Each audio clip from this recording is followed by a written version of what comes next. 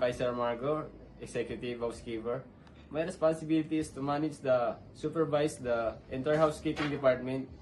I make sure that housekeeping standards are followed and coordinate with other departments. Hello everyone, my name is Rochelle Humbao. The role is Assistant Executive Housekeeper. My responsibilities is to assist the Executive Housekeeper in managing daily housekeeping operations and making sure tasks are properly coordinate. And the second role is Room Attendant. My responsibility to that is to clean and prepare guest rooms, replace linens and towels, replenish amenities, and report maintenance problem.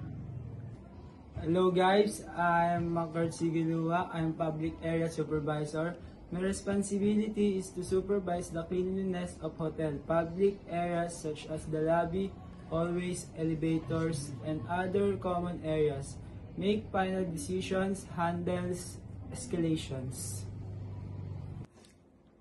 I'm Justin Alegre, Floor Supervisor. My responsibility is to supervise room attendants, inspect guest room, and make sure room meets the hotel cleanliness and standards. Hi guys, I'm Makard Sigilua. I'm Laundry Supervisor. My responsibility is to supervise laundry operations and make sure cleanliness, towels, and other items are available when needed. Good morning, everyone. I'm your Executive Housekeeper. Before we start, let's have a morning briefing. Our main goal is to make sure that all guests and cleanliness in public areas are clean, safe, and comfortable for our guests. Yes, Bali, very good morning. I am an Assistant Executive Housekeeper. I have checked today's occupancy report. We have several checkouts rooms that we need to be clean and inspect as soon as possible because new guests will be arriving later. Thank you, Floor Supervisor. Please coordinate with room attendants to prioritize the rooms that need immediate attention. Yes, sir. I'm Floor Supervisor. I will assign the rooms and make sure that each room attendants follow the proper cleaning procedures. Hello guys, I'm your Laundry Supervisor. I will make sure that enough cleanliness, towels, and other supplies are available for the room attendants. Thank you. Excellent. Remember, communication is very important. If there's a problem, report it immediately so we can solve it together. Thank you.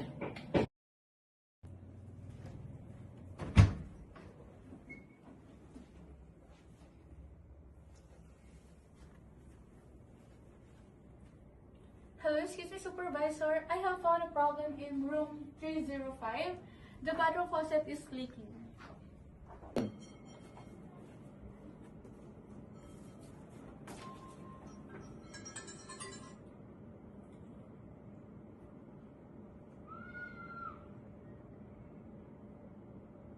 Thank you for reporting it. Is the room otherwise ready? Yes, but I don't think we should mark it as ready until the maintenance problem is fixed.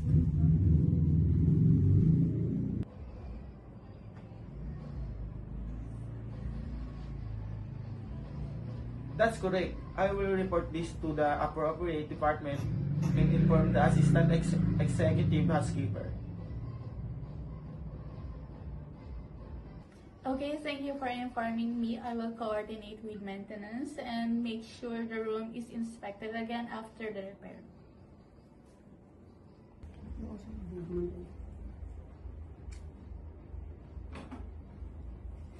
Hello, Supervisor.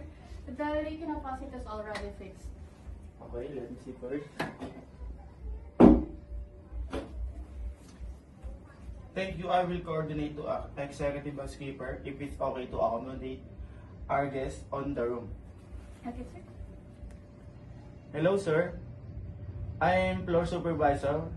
The problem in 305 is already fixed. Thank you.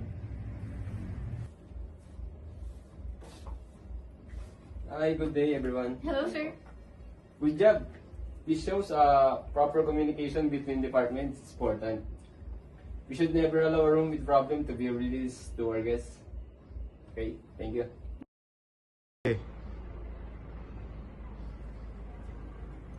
Excuse me, sir. We are running low on clean towel because of high numbers of occupied rooms today. Thank you for informing me. What is the cause of the shortage? Some of the towels are still being processed and we have more laundry than usual. Well, excuse me, I can help coordinate the contribution. We should prioritize the towels for the guest rooms that are being prepared for arriving guests. Good day po. Day. I'll inform the room attendants to use the available supplies properly and report if they need additional towels. Okay. Good. Let's work together and to solve the problem and do not affect our guest satisfaction today. Okay. Thank you. Okay, sir. I've looked over the hallways and lobby.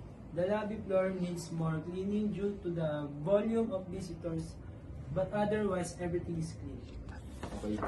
Please have your team attend to it immediately. Right now. Thank you. Okay, sir. I assign a staff member to clean the area while another members the entrance. And I also make sure that cleaning schedule is updated to the public areas are checked regularly. Thank you, sir.